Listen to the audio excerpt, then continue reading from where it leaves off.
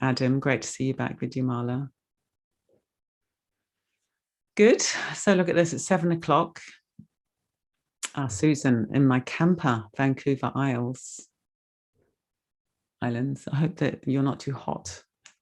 I didn't have any news at all, but since I've been back, I have heard about this extraordinary heat in Northwest American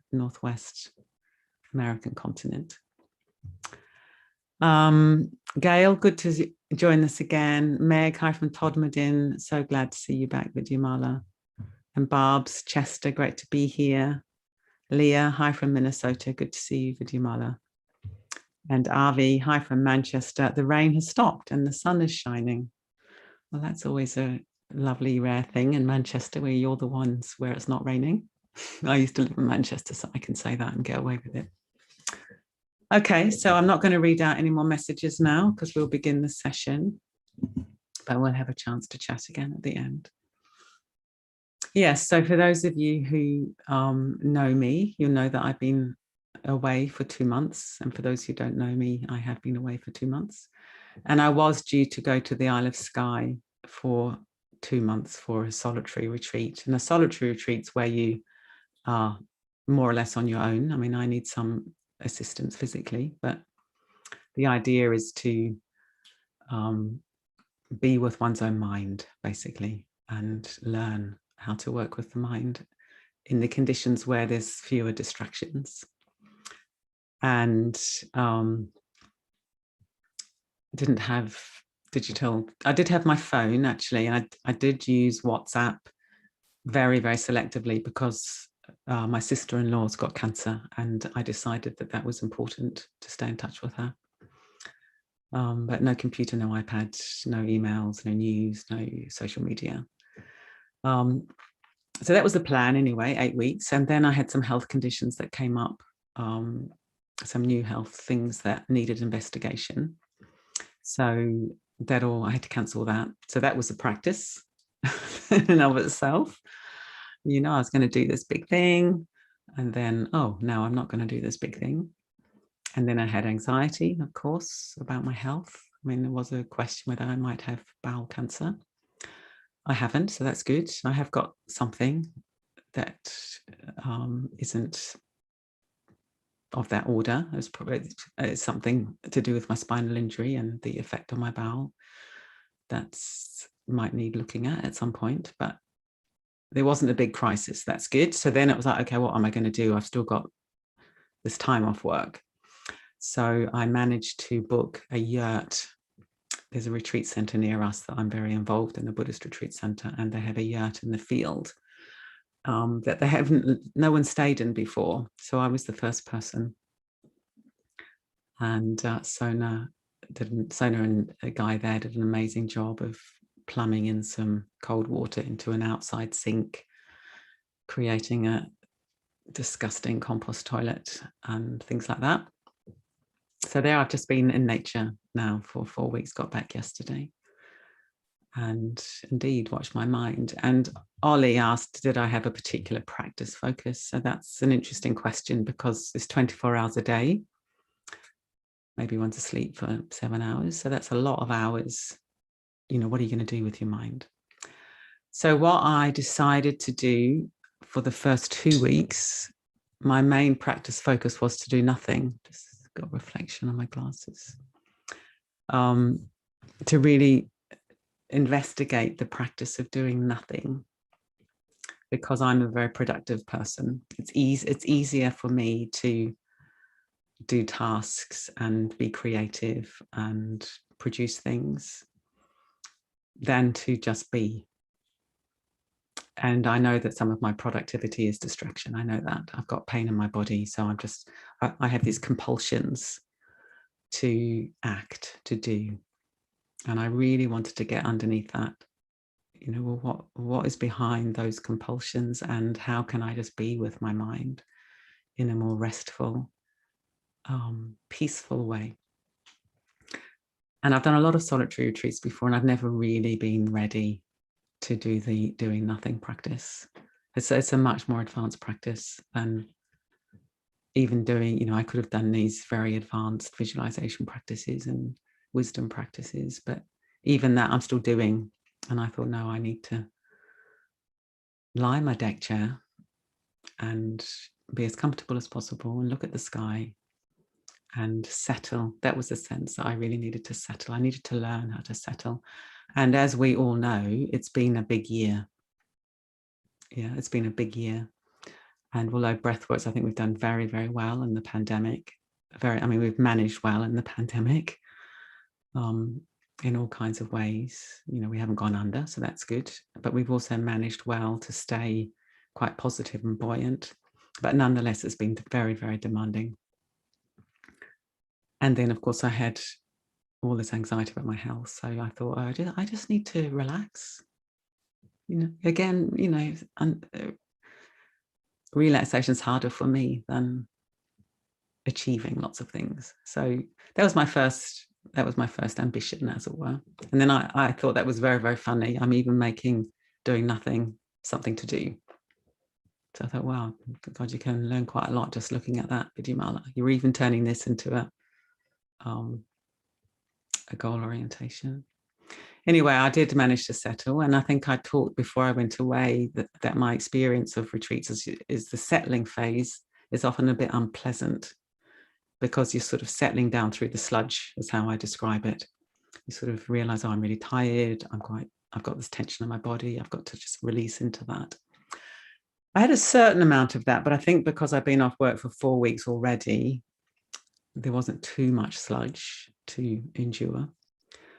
And I dropped down and then I opened out. So that's what happens, is you drop down. In fact, the practice we're going to do tonight will be drawing on this, or sort of dropping down and dropping down and dropping out. And then what happens is there's an opening. And I started to notice the world around me with much more vivid presence. So I might see the buttercups and I think, wow, I never knew that buttercups were that yellow. I discovered that jackdaws nest in trees. I didn't know that. And that they come back at 5 o'clock every night for a family reunion. Didn't know that. And they're very loud and chattery. Crows, they do something amazing at like 10 o'clock at night in midsummer, where they all fly around and fly north and talk a lot and then settle down. I didn't know that. So I just rested in nature and the rhythms, and it's also alive. So when you drop down and open, you realize there's all this sort of energy everywhere. But when one's busy and up here, we're not, you know, we can't drop into that. So I did that for 2 weeks, Ollie. You know, luckily it was sunny then, and then the weather got much more mixed. So then I was really just working with my mind in terms of discomfort, and I had quite a lot of horrible pain at night. So just watching the mind, you know, the aversion, the contraction, the resistance, the release, sort of noticing that and then release and letting go, and then the compulsion to distract, release, let go. Very, very interesting practice. Not pleasant particularly, but very interesting. And in the last couple of weeks, I have been pursuing a Buddhist approach to practice called Lojong, which basically just means mind training. But I've been studying this for a few years now. It's really wonderful, wonderful practice, compassion practice. And we do it at breathwork. So the compassionate acceptance practice, where we turn towards our pain and we breathe it in and then breathe out love. That is basically this Lojong. So I allowed myself to do more study and more kind of focused practice then. So good. But I thought tonight what we'll just do a settling and resting and opening practice. Because if we can learn to do this in our busy lives, even if just for a few moments, it's incredibly resourcing, incredibly rich, and can be very, very beautiful. So we'll have a go at that. And I've got a reading. Okay, so let's get ourselves set up. So the invitation is to be as relaxed as possible and yet alert. So within that, you might want to lie down You might want to sit, you might want to walk up and down your room slowly, you might want to stand. The main thing is that we're conscious, that we ask ourselves what will bring about as much ease as possible and yet alertness in terms of how I position my body. And we don't just plonk ourselves in some position in an unaware fashion. And then we can begin to settle. And closing the eyes if that's comfortable, or else lowering your gaze, it's up to you.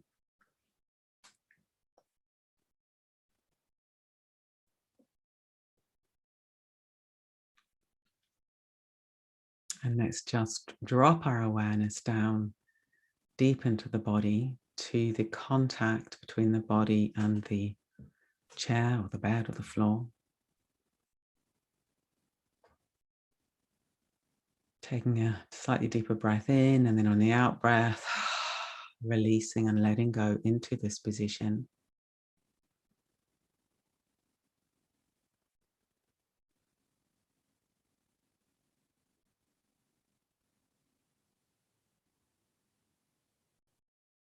So we're settling, arriving.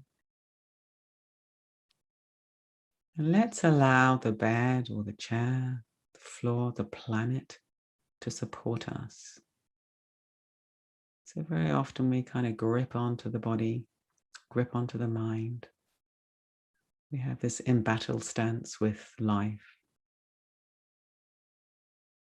But certainly parts of life are there crying out to support us and to hold us. We've got gravity just gently drawing us down onto the earth, and the earth is there to hold us.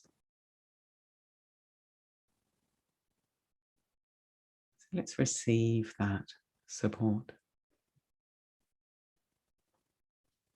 Letting the breathing settle and find its own rhythm.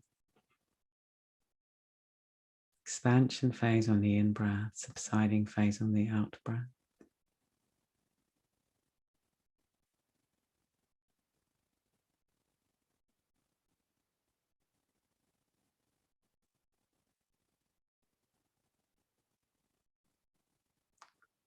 I'll just read out this quote about meditation. Like the archer straightening his or her arrow and perfecting their aim, the practitioner of meditation straightens out the mind while aiming his or her attentional energy at the object. Learning to drop what we're doing, however momentarily, and to pay attention in the present moment without attachment or bias helps us become clear, just as a snow globe becomes clear when we stop shaking it and its flakes settle.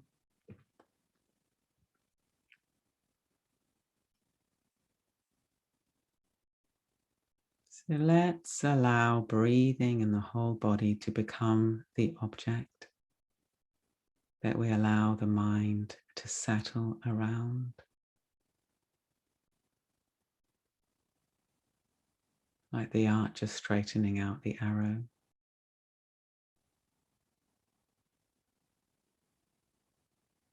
Perfecting the aim. It's a very interesting image. What we're allowing the mind to point towards is breathing in the whole body. Rather than the mind being full of all the other interesting things it gets captivated by, our thoughts, our worries, our irritations. Let's allow our awareness to be captivated by the experience of breathing in the whole body.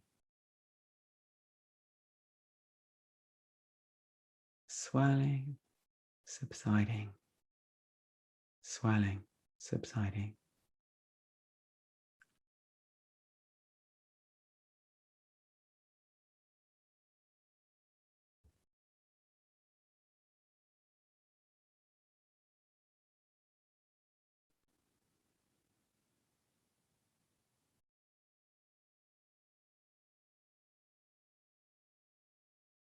And of course, your mind will wander. That's what minds do. So without any judgment, we notice that, we celebrate that moment of noticing, we engage with intelligent choice, and we guide our awareness back inside breathing.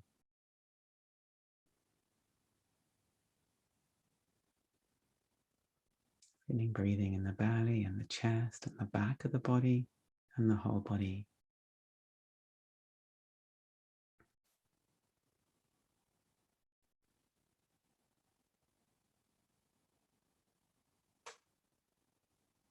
Welcoming life with each in-breath, settling, resting with each out-breath.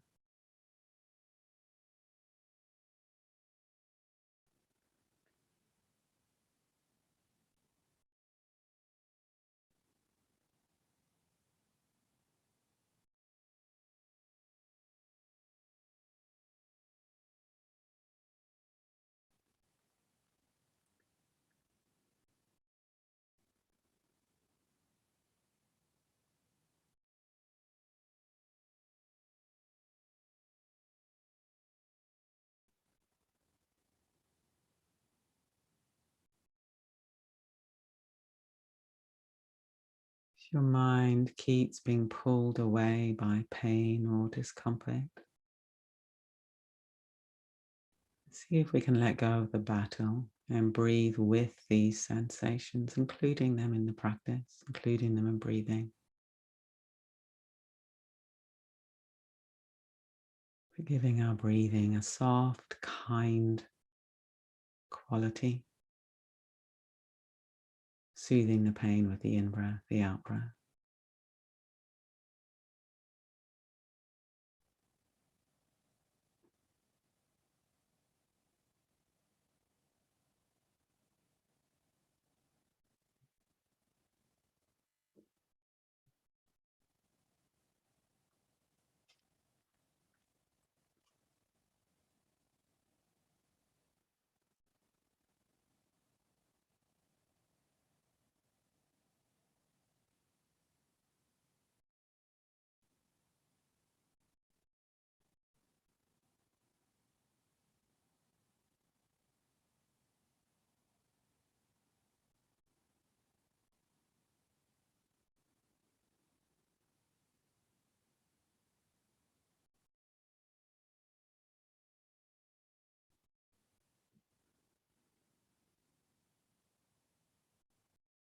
If you find images helpful, you can bring to mind the snow globe.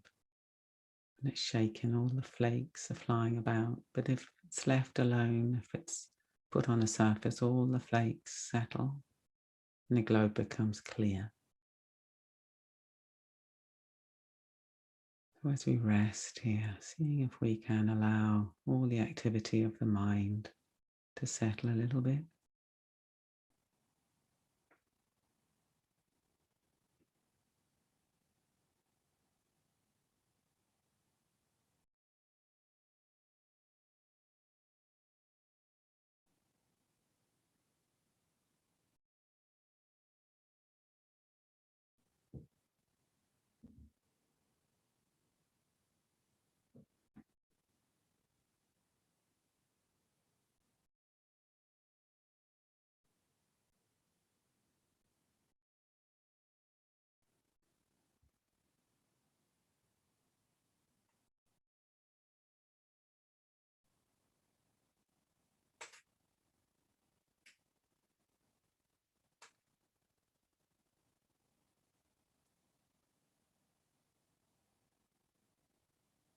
What's happening now? If you find you're far away, and again, without any harsh judgment, noticing that and choosing to invite your mind back inside, breathing inside the body, using breathing as an object for the mind. Seeing if you can make the experience of breathing more interesting than your compulsions, your distractions.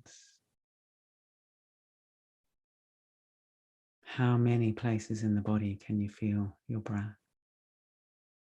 What's the quality? Is it rough or smooth or silky? or jagged? What about the way the breath turns? The in-breath turning, becoming the out-breath, the out-breath turning, becoming the in-breath. All these things can become very, very interesting.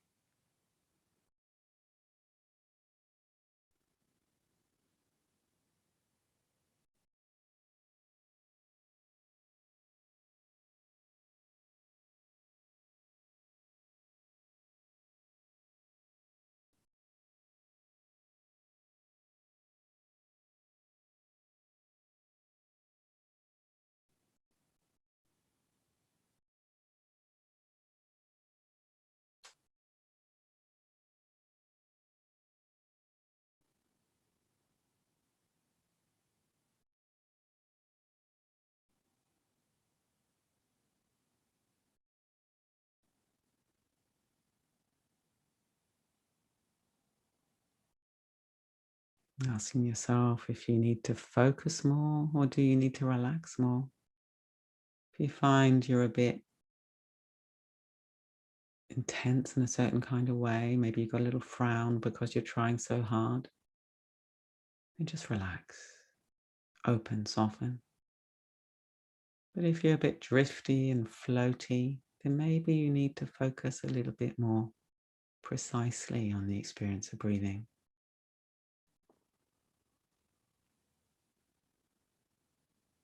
Again, calibrating the quality of our effort can be very interesting. Just the right amount of effort to stay with the practice. Not straining and not floppy.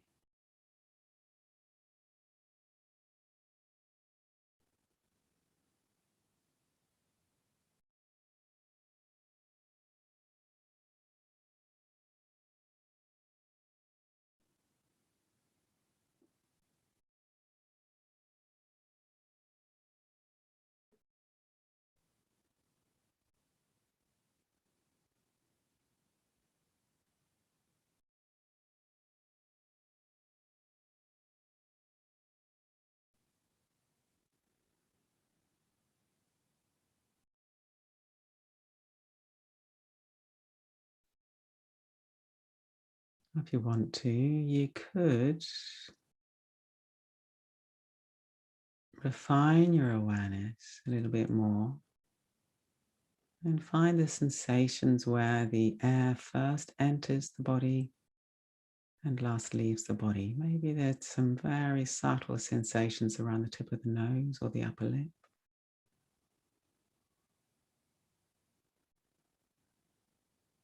Again, be very careful not to force. So an image, a very good image for this is a bee on a flower gathering pollen. It's incredibly light and delicate, and yet it's very focused and precise.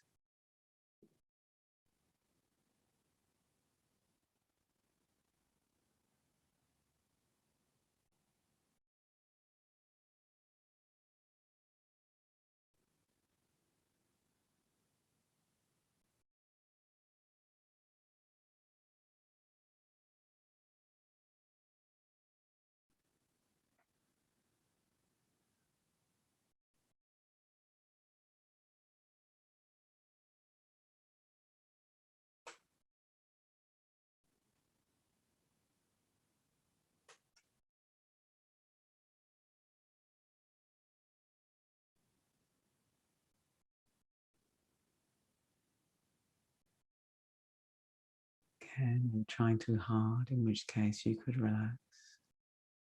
If you're very drifty, being really curious about the precise sensations.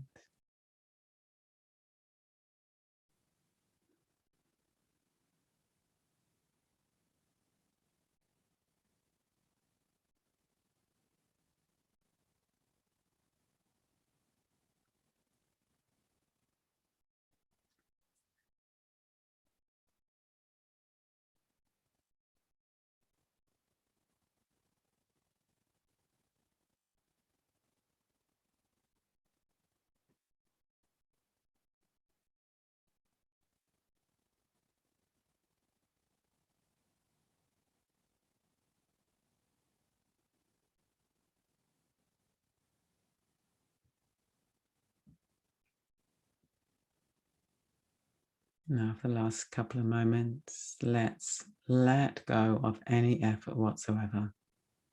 Just sit, just lie, just stand. Relax the mind, relax the body. Absorb and just be.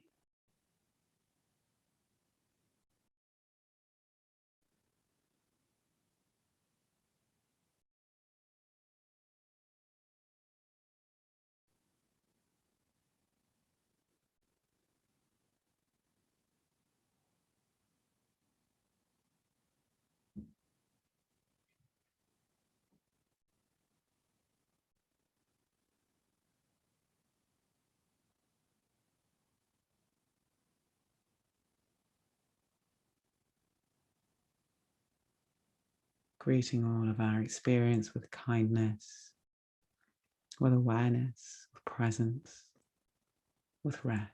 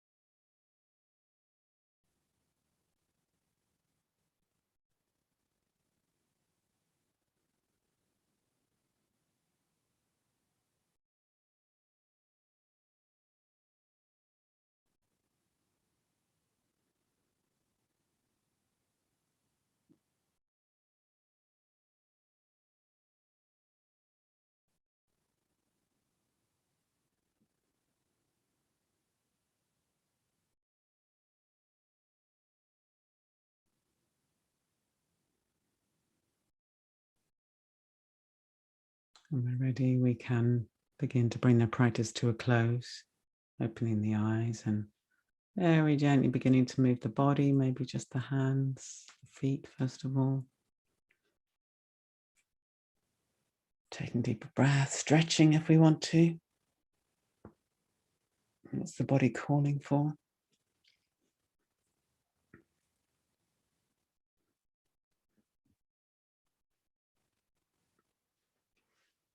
So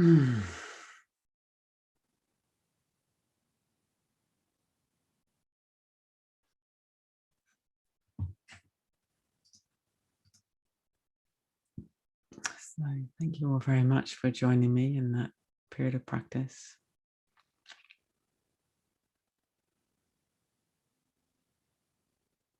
We'll be here again next week. Oh, there's Ollie, is the weekend retreat still happening next weekend? Yes. Okay, so do you want to put the link in there for people if they want to book on it? So next weekend, Sona and I are leading an online meditation retreat for Breathworks on a compassionate warrior, becoming a compassionate warrior. Because I find these two qualities of compassion, kindness, and strength very, very interesting. How out of kindness comes strength. So kindness is obviously a soft, sensitive quality, but it's also very, very strong and makes us strong. So we're going to be exploring that. I think it'll be really good. I'm definitely looking forward to it myself. And I know Sona's got lots of really great things to say about it. He's just been doing a lot of practice as well in his own life. He's been away as well. So the link's there if anyone wants to come, and just read out some of these comments. Lots of thanks, which is nice. Love dropping into my body, into now. Thank you. That's very nice. Restful practice. Thank you. For a settled mind I can take through the evening. Good. That's really good. Thank you so much. Feel wonderful. Thank you. I watched my mind looking for something to do. Brilliant. Absolutely brilliant. Yeah. So the rest of you can just watch that, the grasping mind. Yeah. Love the globe, snow globe image.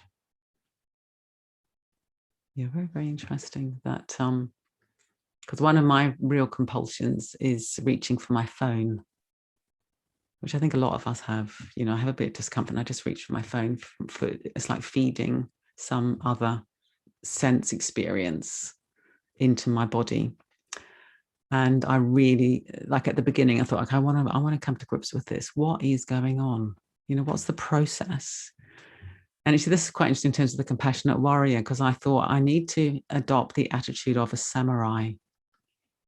I need to, you know, just thinking, oh, I don't want to reach my phone. That won't be enough. I needed to see it as a kind of battle, but a battle for my attention, quite literally, between me and the people who work at the tech companies and write the algorithms, because they've got a huge amount invested in getting my attention. That's their job, is to capture my attention. So I thought, okay, this is a battle between me and the tech giants. And that was really good. And then I had an image at some point, this was really funny, that compulsion was like a sort of attachment with a big sucker on the end that was stuck on my head, like an octopus, and I needed to actually take it off.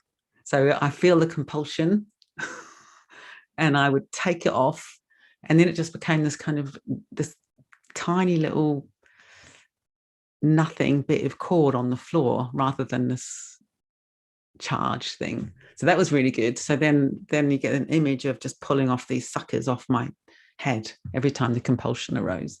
I mean, I work with images, so that works for me. But if you have the same habit, and I bet you do, I bet most of us do have this, because the tech companies are very, very good at hijacking our attention. That's their job. They've learned how to hijack humans' attention. And it's so unpleasant, isn't it? Because it's like you're just grazing all the time on junk food. So you could work with that compulsion. And the thing I learned, this is very important actually, is I needed to make my present moment experience more interesting than the seduction of some rubbish online.